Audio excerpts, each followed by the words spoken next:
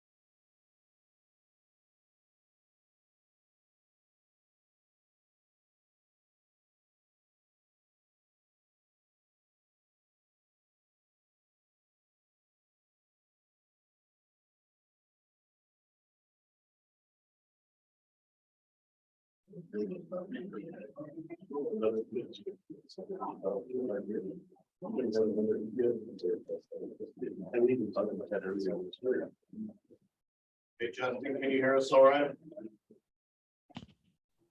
Yeah, I can hear you. Thank you. Stephanie, can you hear us? Yep, I sure can. Good morning. Good morning. You want to try sharing your screen, Stephanie, real quick, just to make sure it's all right?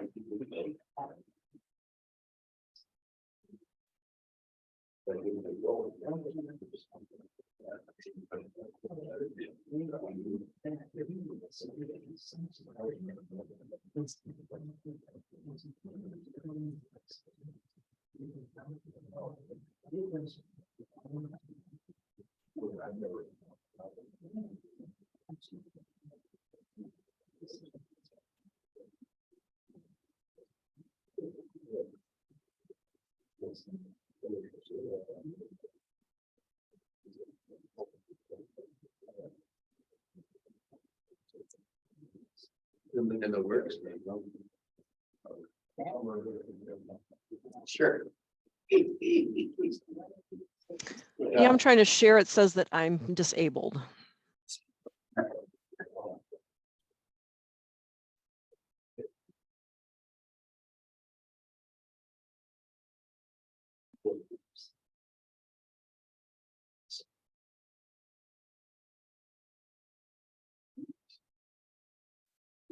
I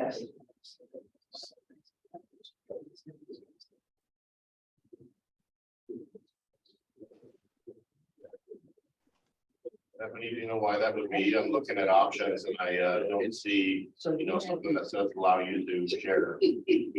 Hey, John. Morning. Just hey, Kathy, are you good at the screen sharing? Oh, did you work the polls? No, I voted. Oh, you voted, but you, Remember, this is my district. yeah, I know, but you didn't. Your settings. Right, so I have a set. Last time I went to the polls was 2020. Yeah, but you were on there. You went out there, did your mom go out with that? I'm sad. I know, 2020, Oh, she worked on Alaska. She worked, Yeah. she worked with Jeanette. that's what I thought. I'm gonna mix it up today. I'm gonna sit here and see it. That's it. Okay,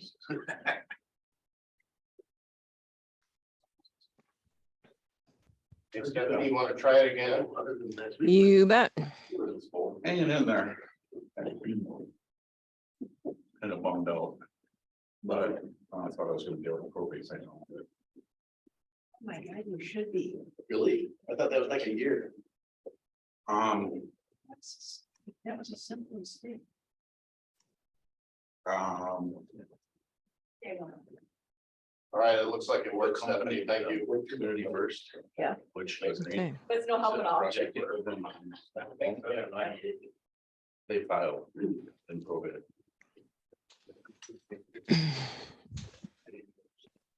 To do my life. Quite $34,000. That's. Well, they agreed to us that we just take over. Wow. I thought it is that. That'll swing you. I guess that's what seems like we need. Yeah, so our lawyers duking it over and trying to get that straightened out. Yeah. Right now, because funny thing is the day before they filed, I was actually there. Talking with the guy at the bank. Well, and I switched over and created the estate account. Search my mom's old account, just the estate account. And I had him double check for me, make sure it was okay, if he checked on it. Also, then after that was filed, then after my meeting, I called back and he said, well, we're just doing this to cover ourselves. And so you're moving into those probate. Said it probably helped. Yes. We're getting it from them. Yeah. We only had three things that were turned in during, that's how good I was taking care of. Just, it was a small deal to do. One of them was at WGR, but it's only that I would go take all of them. I'm gonna close my door, hopping on the AV. They turn around like 2 days before. Oh, well, that's some work. Fortunately. And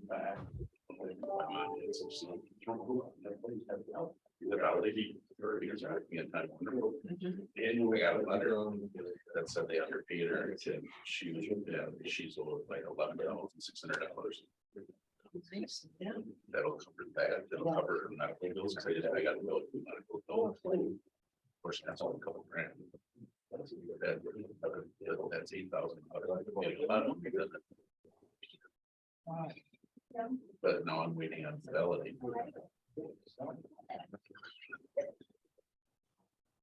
Yeah, that's fun. Thought I was doing I thought I was doing a good job. Well, you were, but. All the stuff I had.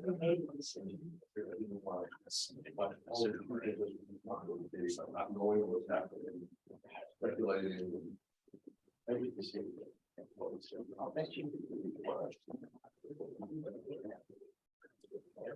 pointless with that because it's to keep the financing. Yeah, I know. And I don't want to burn it one time at a VA home on paying.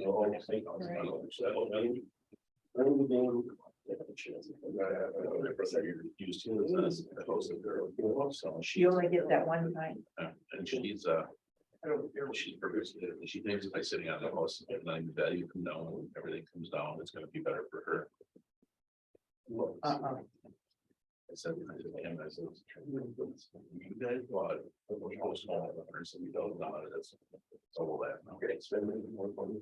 You should be selling it or financing it, or well, or refinancing it, like, you know.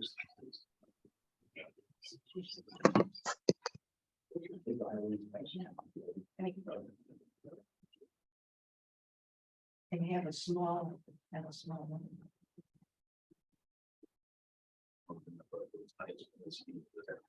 His name was. And they were married. Ah. And he's been so many things that have been happy. It's also for him. You know. Yeah. Everybody should think she's being smart. Yeah, I Yeah, and he and I were laughing, it's like all this evil that she's pulling off on you. And it's like, come back and wonder. Good morning. Thought we would let the ladies sit together today. Oh, okay. Yeah, what happens when that happens? Never. I made it here.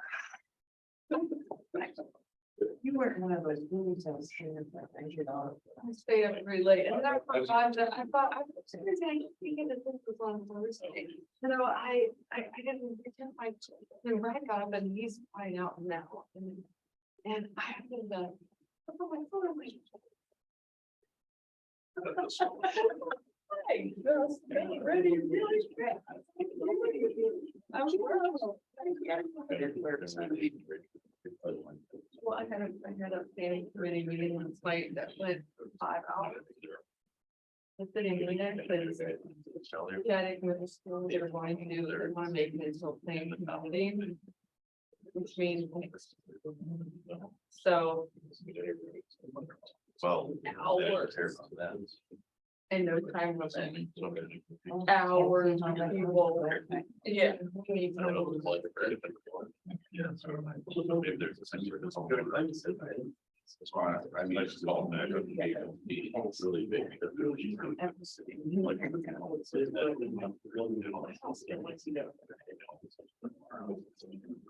Bless you. So it's gonna be $2 million a rate. I don't know who's gonna buy it. Oh, there could be, there is, yeah, I mean, there's tons of asbestos in that, so. He's taking this. So we got. 802. Sorry. I'm giving everybody a chance. Well, I'm just, because everything you see is on the record. What? Wow. Well, the report, it's recording, isn't it?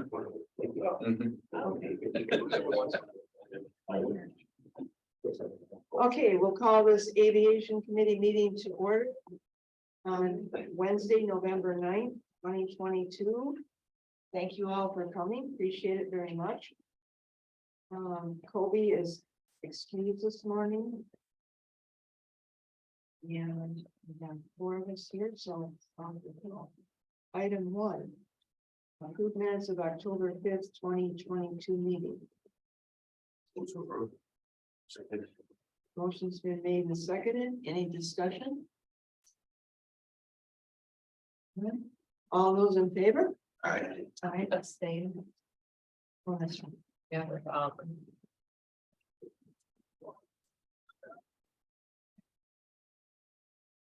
Next, public comment on agenda items or any item under the jurisdiction of this committee.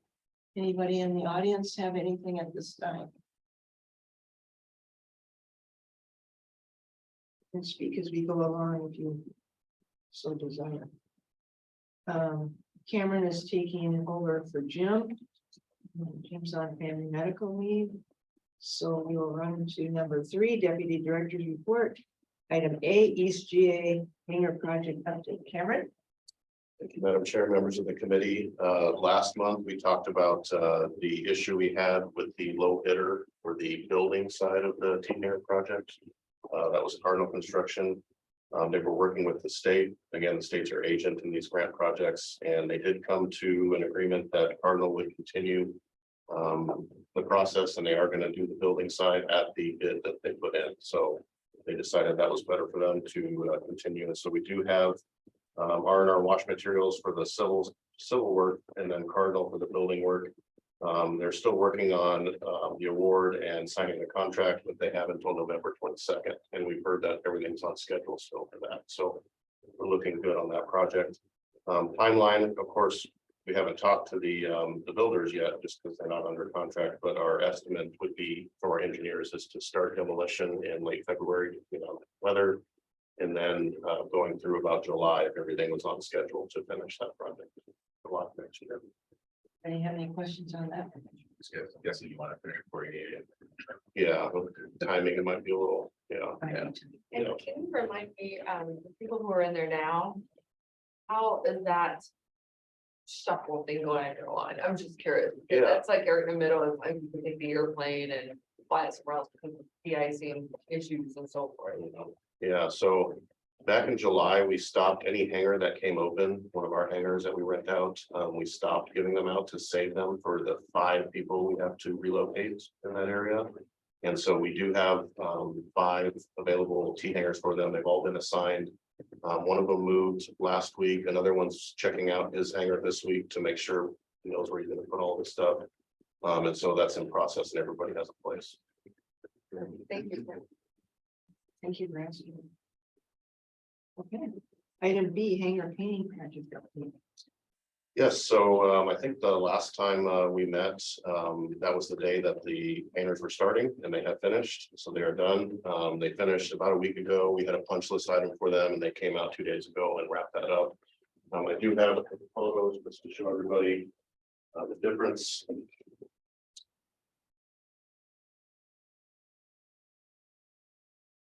Okay, sorry, I'm trying to fortunately as many people. So this was a hangar A, the west side of hangar A before we painted it. So a little dingy, the paint was still there, not a lot of rust issues, definitely need facelift. The paint's about 45 years old. So here's the same hangar. Of course, we were only doing part of those rows, so we had to keep the same color scheme, so everything still matched. So it's the same color, just new paint, fresh paint, a couple coats. And so it looks good, especially from 20th. These are some of our most visible hangars to the community. So they look good from 20th for sure. And then here's another one. It's just a closer up picture of the B hangar row. And then of course I didn't get the exact lookalike, but this is the B hangar row in the shadow here, much shinier, prettier. The contractor also did a little bit of Fondo work with some lower portions of the hangar that were eaten away, so they built those in, so they did actually get one that we asked them to okay with. And so we're happy with that project. Any questions on the painting project? As long as you guys are happy and the paint is still on its spring. You have a 1-year warranty, yeah, so. Oh, you got a 1-year warranty, okay. Yeah. Good. You guys have any questions? All right, thank you, Ken. Item 4, airport zoning code presentation. Meeting 1. This is the 3rd one for me because I was here in March when we got the presentation, and then John and I were at City Hall a couple weeks ago. And Stephanie made the presentation to the city, and Cameron and Jim were there. So this is for those of you that haven't seen it. She did a good job, so. And then be sure you ask questions that she's answer. Well, good morning. Thank you very much for that introduction. I apologize for not sharing my video this morning. I am sitting in a hotel room with some bandwidth issues this morning, so I can either share my screen or you can see my smiling face. So I figure you're more interested in the PowerPoint. So I will hopefully be very brief this morning. I just want to update you on the proposed changes that we have recommended for the zoning ordinance assessment. As a reminder, so this project started as a part of the basically the city taking a look at a number of the questions and concerns that have come up over the past decade from the existing ordinance. The ordinance was actually adopted back in 2012 and really has a great base in terms of why it's in place. It's really to promote the public health, safety, and welfare, and that's both for the residents who are on the ground around the airport, as well as those pilots and passengers who are flying in and out of the airport. And so the existing ordinance focuses on two things. It's really looking at both land use and height around the airport in terms of how those developments might impact the airspace. And then there's also a discussion of how the aircraft operations that take place at the airport would have an impact on those residents and businesses around the airport. It's important to note that this is based upon Wisconsin statute. There's two of them, 14-135 and 14-136, and you notice they read pretty close to the same in terms of their titles, in terms of one is protection, and that's kind of a global umbrella to protecting the airports in the state.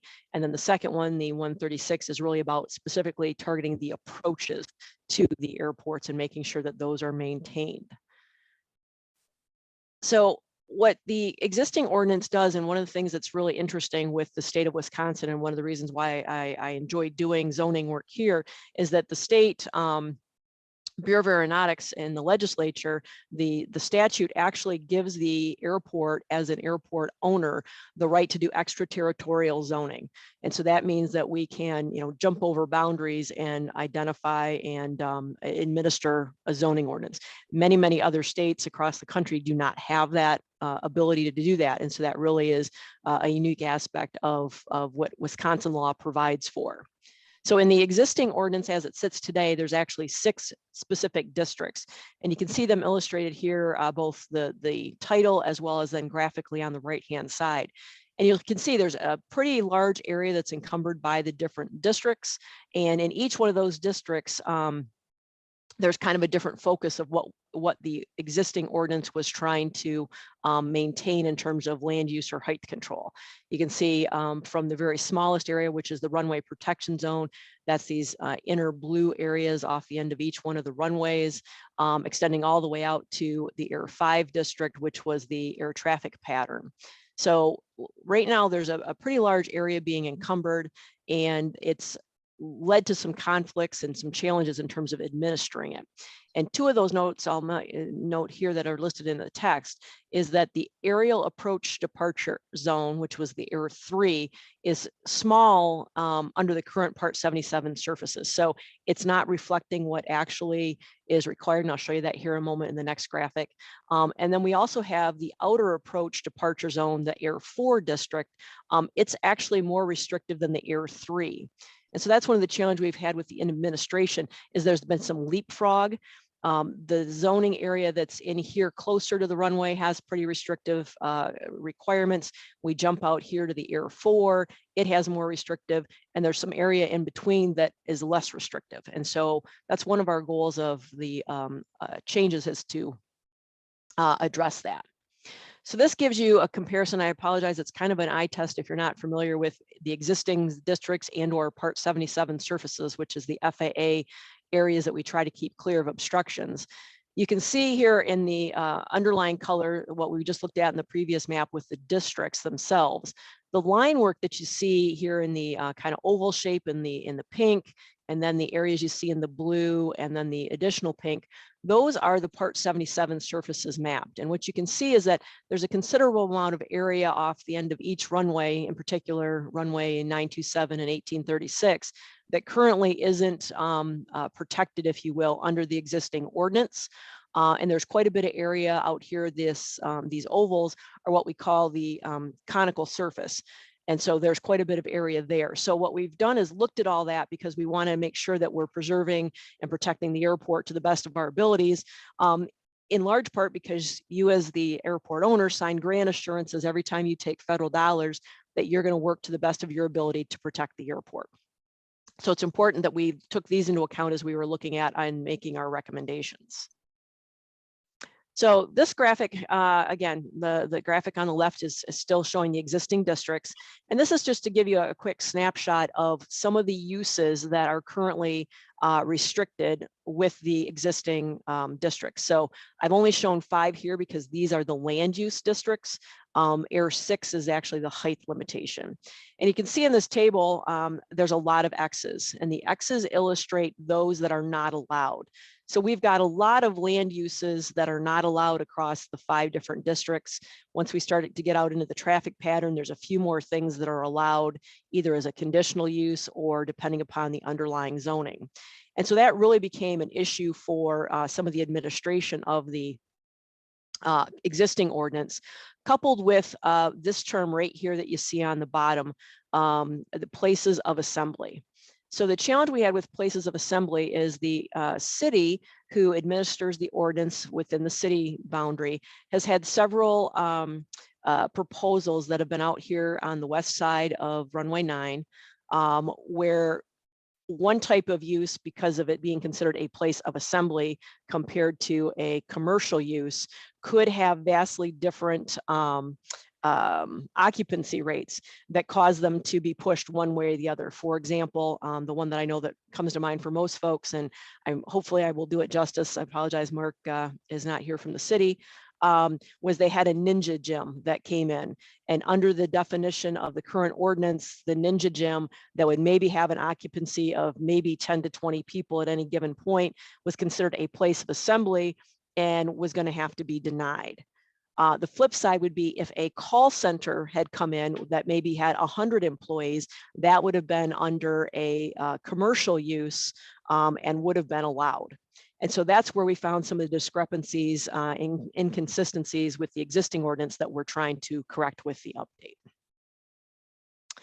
So what did that mean? So we took a long look at the existing ordinance. We had a lot of conversations with folks about the administration of it, challenges that there had been, changes that have happened in the aviation industry over the past decade. And so we really came away with 5 recommendations. One was to consolidate the air zones where we could. With that many zones, it made it very difficult to administer. Some of them overlapped, certainly became a challenge. 2 was the better guidance on that term of place of assembly. And so we have, you'll see in a moment that we've fine-tuned that and really made a number of those uses subject to a conditional use review. And so that will give us more flexibility in reviewing it. And by we, I mean you as the airport, as well as the county and the city as administrators of the code. It also, we've looked at, and I see I've got bad numbering, that's planner math, I missed 3. We have 4. We'd also revise the zoning code to better protect against land uses that would worsen a situation. So really we're focused on, basically do no more harm. So we don't want to make a situation any worse, but certainly not looking at making anybody in a non-conforming use today. And then lastly, as I just mentioned, cleaning up some of those ambiguities with the existing code so that we don't have those inconsistencies. So what those recommendations result in is reducing the 6 districts that we have today down to just 4. So 3 of those would be land use based, and 1 of them would be height related. So you can see those differences here in the graphic. We'd have the areas that are in green, which are basically your runway protection zones, and then all the area that's encumbered out to your building restriction line. So the vast majority of those areas today are airport owned property. We would then have Air 2, which would extend farther out to accommodate those Part 77 surfaces. You can see to the north, instead of truncating at 20th, we're really going up all the way to 6th Avenue now in a better attempt to make sure that we're preserving the height in those areas. We go farther out to the west, and then we all go out just slightly farther to the south as well. And then Air 3, which is basically the traffic pattern, we've brought that in slightly, and that's to better reflect the fact that, you know, a lot of the aircraft that we have that fly a traditional rectangular traffic pattern on any of the runways are typically our smaller aircraft. The larger jets are usually going to do a straight in approach. And so having that traffic pattern extending farther out to the east and to the west of runway 1836 was a bit excessive. So the one air district that you do not see illustrated yet is Air 4, which would be our height limitation. And that is coming as a part of the next phase of the master plan. And it's going to be predominantly driven by the Part 77 surfaces, and will also be an improvement from the existing ordinance from the standpoint that the existing ordinance is, sorry, I should have moved the graphic, is what we call grid based. And so everywhere that you see a red mark, that entire area is subject to a single allowable elevation. And what we're going to do is make that a more fluid flow. So a good example of that would be, that's maybe easier to see, is way down here to the southeast of, or excuse me, southwest of the airport. There's an area here that we've identified with, I think it's 980.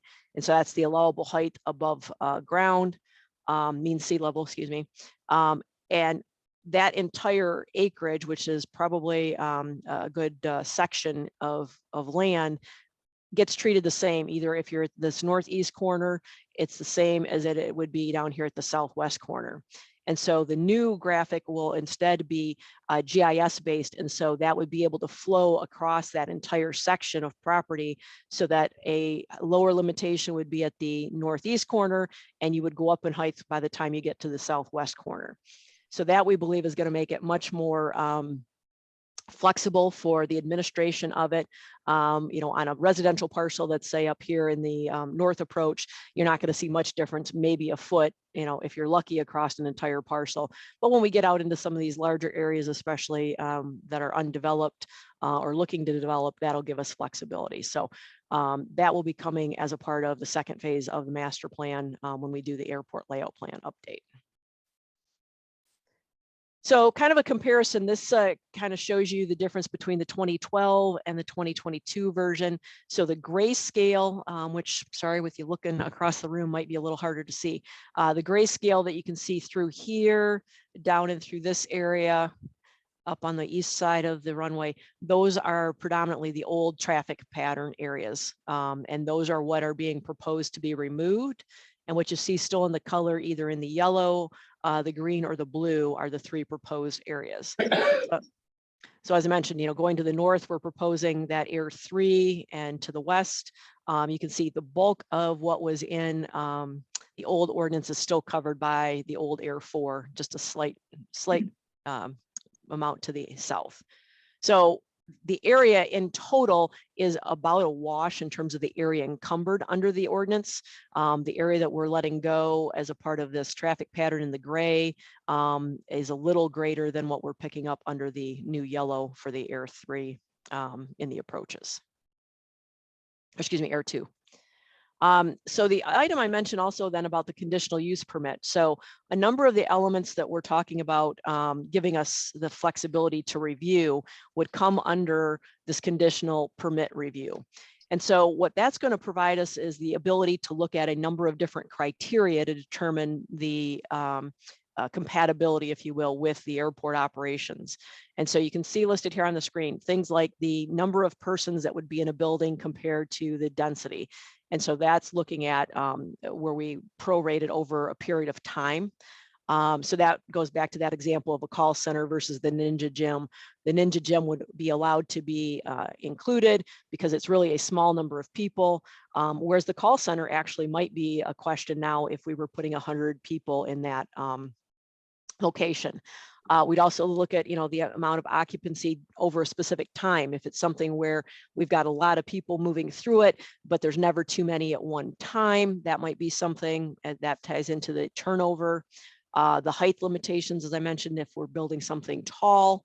We also then get into, and these are more a little squishier, if you will, in terms of things that often create impacts for the airport.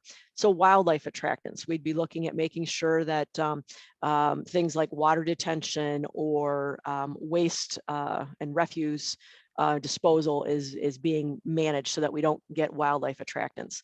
The visual obstructions are looking at things like billboards or reflective materials. The electrical interference is, are we generating something that might impact the ability for aircraft to communicate with the tower? And then also noise concerns. So that's where we really look at, are the proposed use that somebody might come in, would they be adversely impacted if they're in a spot where they might be exposed to noise from the aircraft in the overflights. So looking at all these, we've had really good success with this approach in places like Fort Wayne, up in La Crosse, Fort Wayne, Indiana, and across the country, where this gives us the ability to, I'll use the term negotiate a little bit more with a developer, where, you know, on a piece of property, maybe we can move it away from the extended center line. Maybe we could do additional sound insulation in a structure. Maybe we can reduce the number of people, et cetera, that still allow us to do building in and around the airport, but do it in a more efficient and more effective manner that can be successful both for a proposed developer or applicant as well as the airport. So we, you know, at the core of all this is still making sure that we maintain a safe environment for the airport. So what this kind of looks like then when you see, so the graphic there is again, the 3 districts that are land use based. And this gives you just a quick sample. You can see the only place that we've got a lot of X's are in that Air 1 zone. And that's really that runway protection zone and the building restriction line, which is really the core area on the airport that we want to make sure is viable for the aircraft. And then when we jump out into the approach, you can see there are a few X's. You know, we don't want to look at multifamily developments where we're going to get high concentrations of people in those areas, but more traditional existing residential is going to be permitted. Residential expansion, that would be a conditional use. So that would be if we want any infill development, say in the western, or excuse me, northern approach. We do have a number of vacant lots up there. We're not trying to preclude development up there. We're just saying it needs to be reviewed to make sure that it's meeting those standards. And then you can see some of the other uses, for example, under those places of assembly, they're getting the footnote that they would be reviewed under a conditional use. They might depend upon the underlying zoning. So, you know, if the underlying zoning says it's not acceptable, then it's not going to be acceptable. And so those would be working in tandem. And then there are some types of uses that still would not be allowed. For example, you know, we would not want schools or outdoor stadiums where we're getting large concentrations of people in any of those approach areas. Again, because of those conditional use requirements, all of those are going to be a bit of a concern for the airport if that were to be there. This also would take out the requirement for any sort of what we call accessory uses. So, you know, if somebody wants to come in and build a garage in an area where there's already a residential area, that's something that is not going to be required to come through the airport board for review because that's already in a built environment.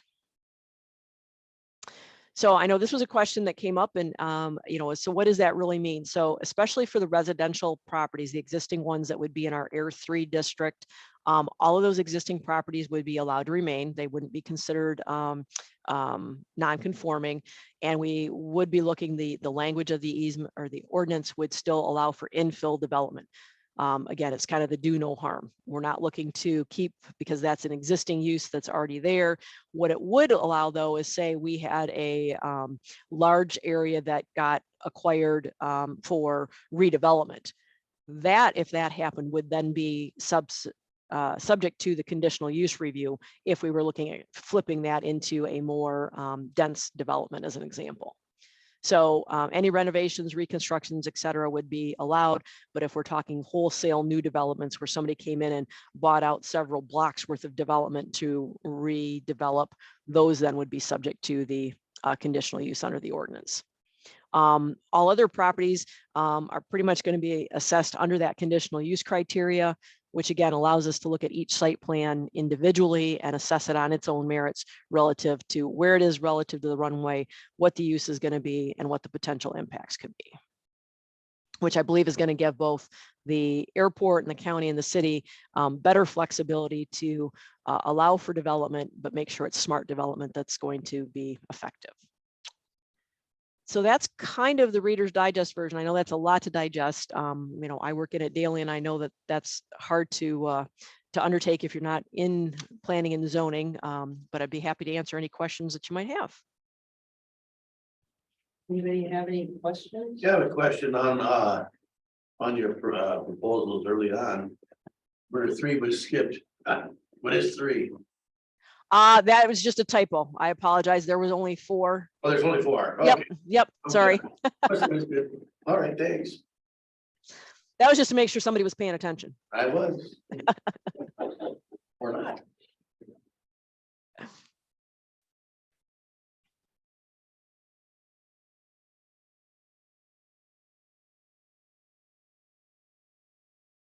Anything else? That's all I have. She did a great job. I mean, she kind of summed it up really well, and I like the consistency of kind of. You get more, I feel like it's more compact and it makes more sense than how it was previously done, so. And when you look at who what aircraft comes in and so forth, I mean, to sure it up more there instead of there.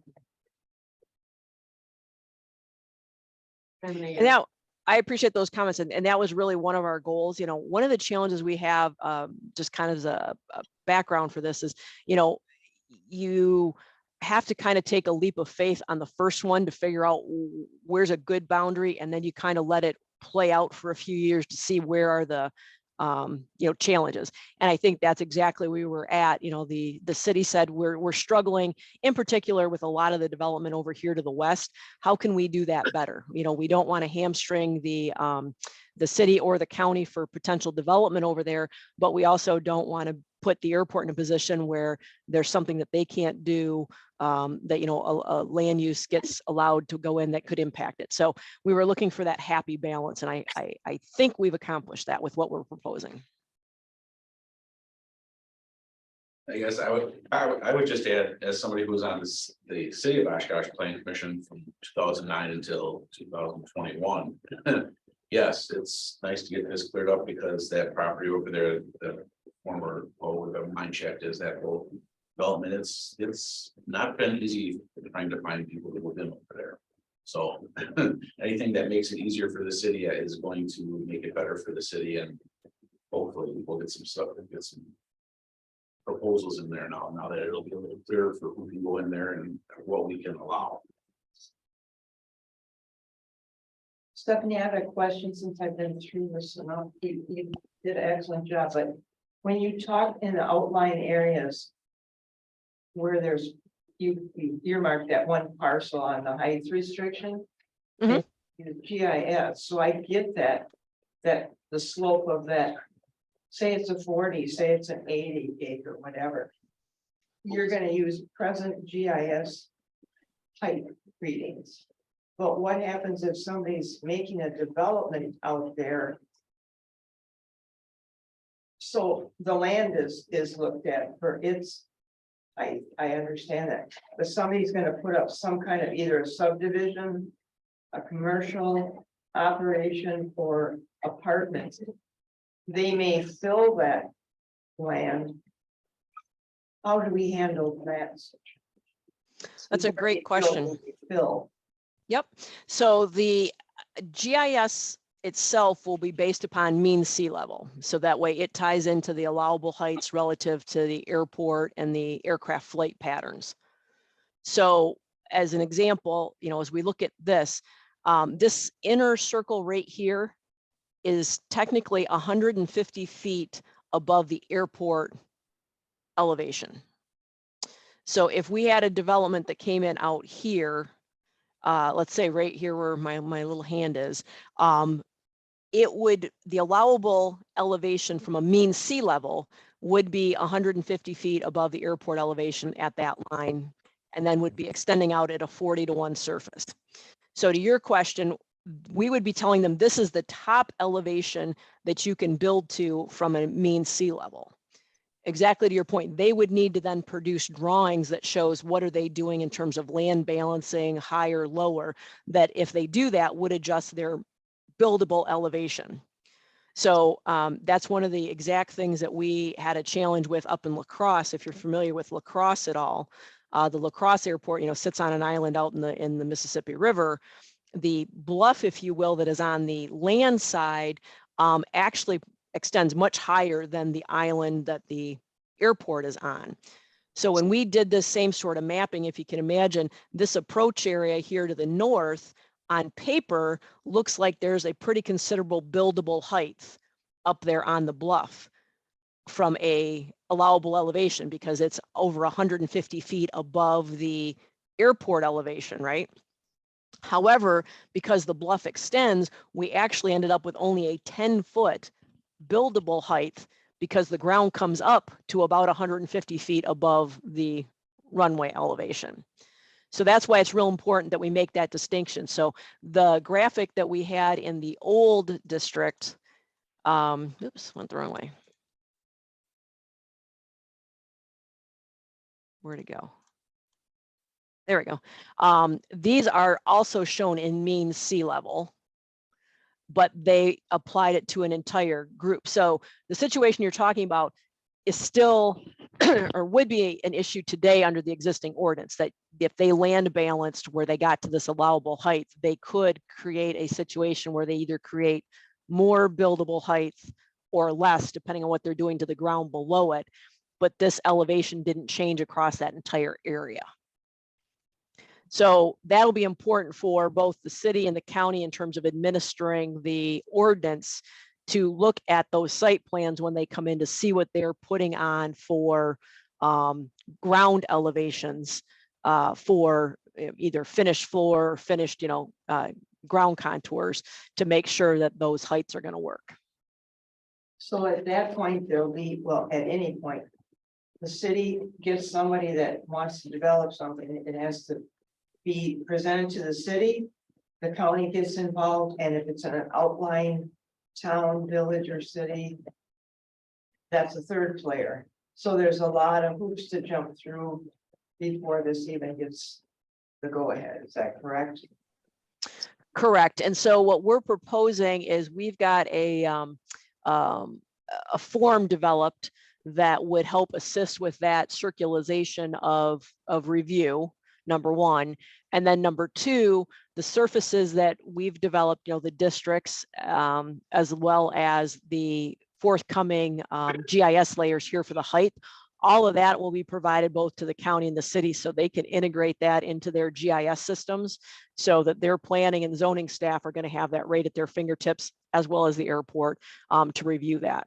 So, using this one as an example, if somebody came into, let's say, the approach here to 3-6, south of the freeway interchange, and said, I'm interested in building something here, the county is going to be able to pull that up in the GIS and say, well, what we're showing is I'm just going to pick a number, a mean sea level of 1,000. We're showing some existing ground contours out there of, let's say, 960. So you've got theoretically a allowable height of about 40 feet for building, unless you start changing the topography. If you dig it out, you're going to get more height. If you were to mound it up, you're going to get less height. And then they would also then be looking at it from the perspective of, where are you relative to the center line? Are you proposing residential, in which case that would not be acceptable. If it's commercial, that might be acceptable, but we might comment on the number of people, and we might comment on the building materials, et cetera. All those that are in the conditional use, we would have the ability to comment on, make direction, and would be part of the conditional use permit of them getting a yes or no approval. So a lot of checks and balances. Absolutely. Thank you. Actually, seeing as we're on this map, I just wanted to clarify. The airport, we're what, approximately 800 feet below sea level, isn't it? 808. 808. Yeah, I was trying to remember. It's been a while since I worked for United Express here. So that way, all these surrounding numbers that are on here, you would subtract basically 810 feet. And that would be what their allowable building is that what I'm getting over this, Stephanie? That would be what, right, assuming that the entire area was flat. Yeah, I'm just trying to make it easier for anybody. like you want Exactly. Yep. to Sure. Later on, so they can understand what we're talking about, because they see 0 at Whitman and all of a sudden they see 800 feet and they're like, oh, wow, those skyscrapers. No, that's not it. Plus the city lot will let you go over, I don't think they'll even let you go up to 10 stories in the city, if I remember right. Right. Thank you. Any other questions? Any questions from the audience?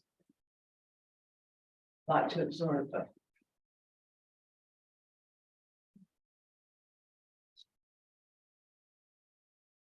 Thank you very much, Stephanie. Appreciate it.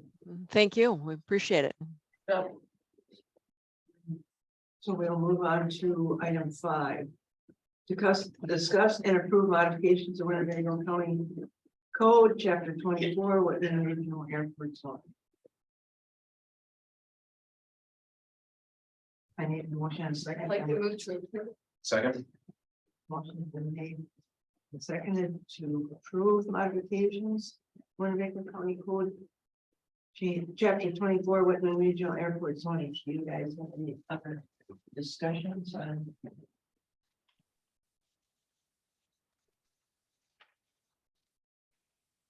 Good. Somebody just seen this one first time. Someone seen it twice. So. I'll just say it appears to me that the job has been done correctly to protect the airport and help the city. We still have the county plan and zoning involved. most townships do it. Okay, and it sounds Dolham County zoning, which I learned. So I think all the players have been considered in this, and it's a cleanup. We don't see a bad side of it. It needs to be done. Authorities don't have any items to discuss, then I'll move for a vote. All those in favor? I, Opposed?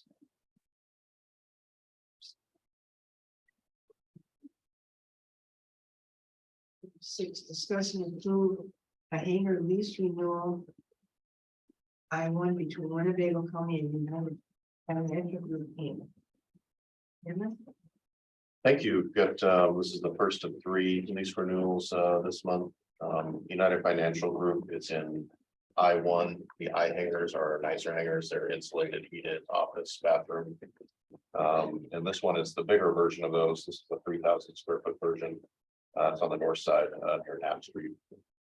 We are increasing, the monthly rent by 7.3%. So we still have these high, CPIU adjustments. And so the new rate with that increase will be $1228.63 per month plus tax. And our requested action is to approve this hangar lease for I-1 between United Financial Group and Winnebago County. I'd like to move to approve the United Financial Group, lease. Second,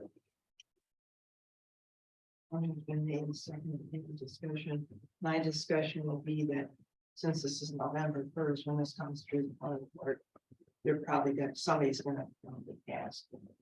Oh, it's December 1st, pardon me.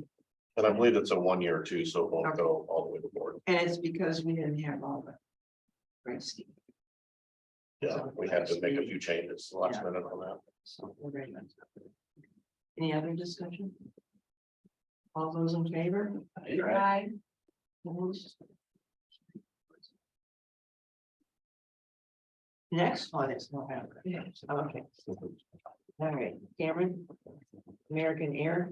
Yes, so American Air LLC, this will be their second year with us. Great tenant so far, paid all their bills. And hangar I-3 is a little bit smaller, but right near I-1, office and bathroom as well on the north side of the airport. They're getting an increase of 7.3% as well. And this one is November 1st through October 31st, but this 1 year lease doesn't go to any other committees or the board. So once this is done, then we'll be able to get it signed. And so we recommend approving this hangar lease for I-3 between American Air LLC and Winnebago County.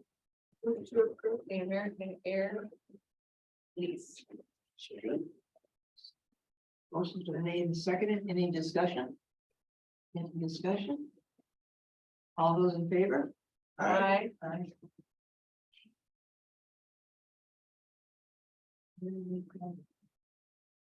Winnebago County and new review technologies. Right, so New View Technologies, they do aircraft maintenance, avionics work here on the airport. They have several rental facilities from us. This is just one of them. They've been at the airport for 20 years. I'm sure you all heard of them by now, done other leases for them. Great to have them here on the airport. K821 is this hangar. It's a 50 by 50, 2,500 square feet, pretty bare bones. New View has installed some of their own stuff in there, but this one is not as fancy as the I hangars, thus the lower rent rate for them. And their lease states that we increased it by 3% from the previous year. So this one only went up 3% to $830.75 per month plus tax. So we approve this airport, or we request approval of this airport hangar lease for K21 between New View Technologies and Winnebago County. The move to the New View Technology lease. Second. Made and seconded. Any discussion? Any discussion? All those in favor? Aye.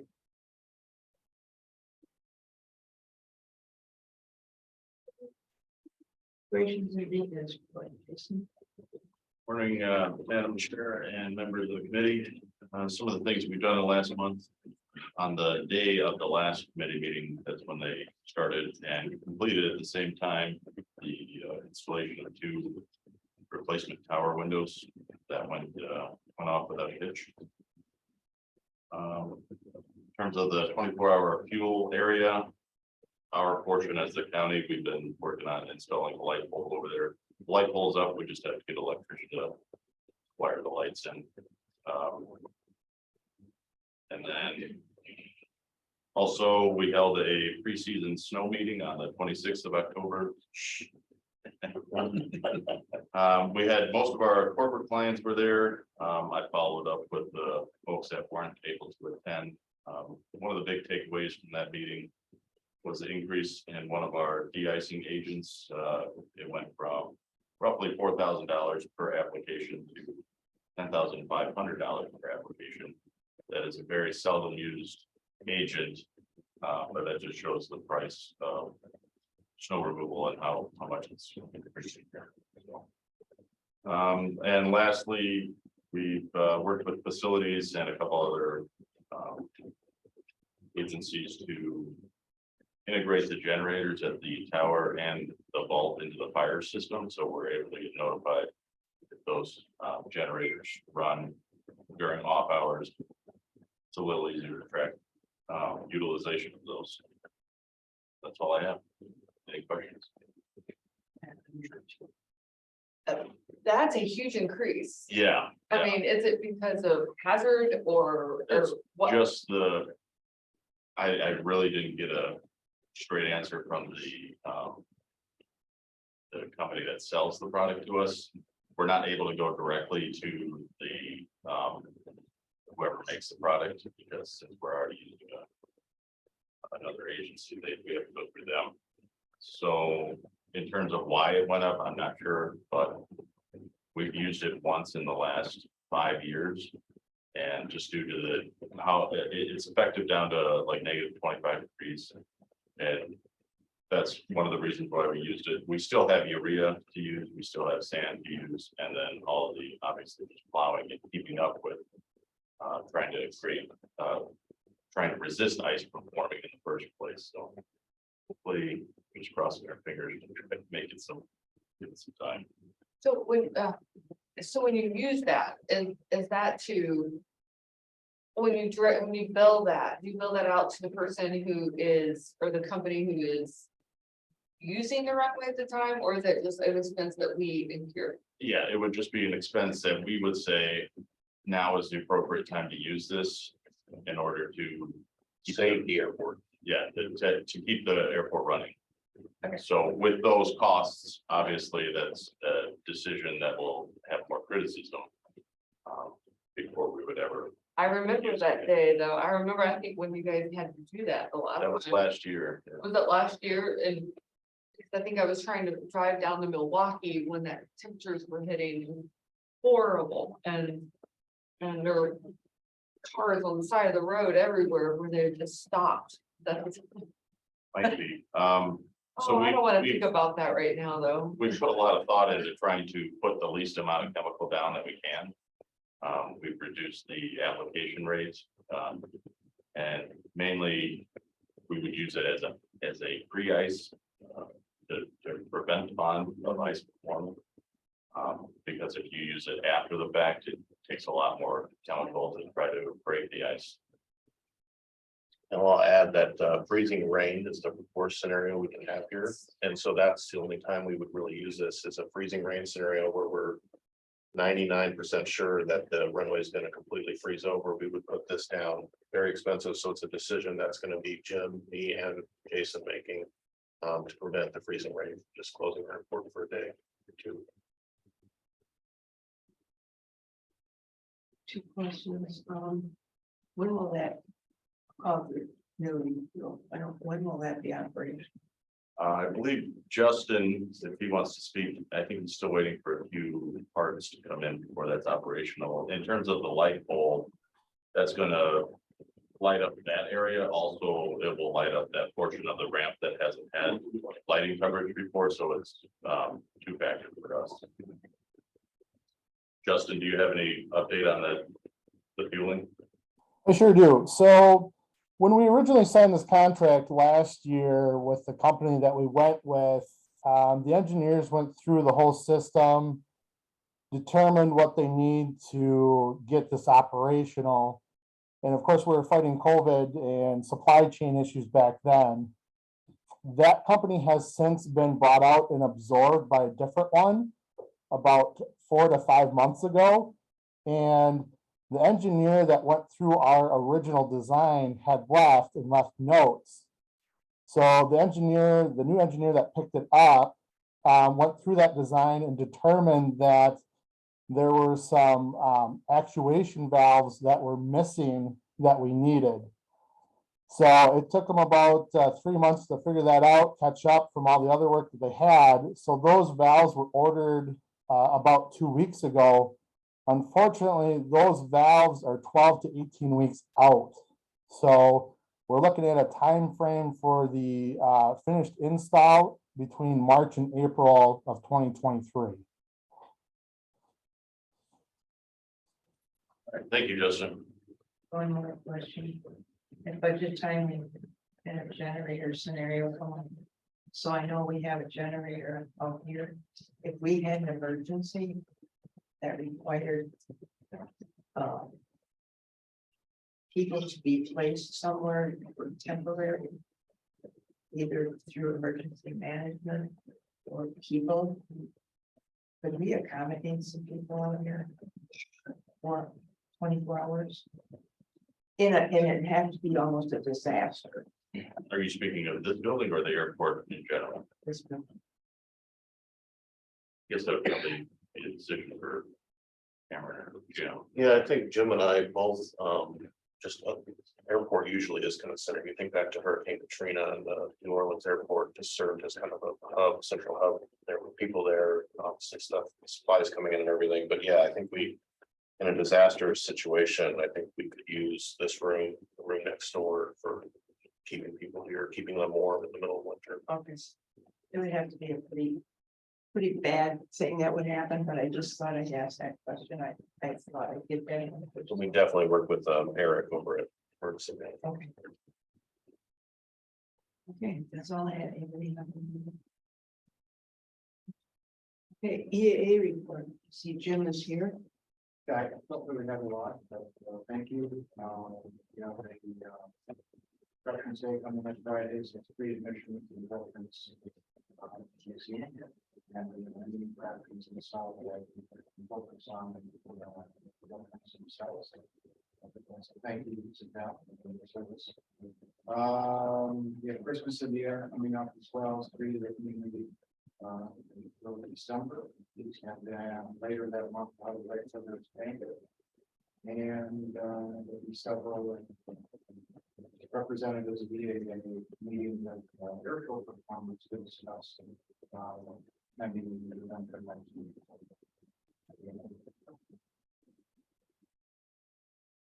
How do you, Active military or have seen service? Things. Oh, thank you. yeah, how does a veteran know that other than word of mouth? I mean, we have been promoting a little bit about it. I don't know if they've done radio as TV. Okay. Speaking of newspaper. Oh, I can check out But it's a good idea. I mean, that. it's Yes, and something. we do it every. Yep.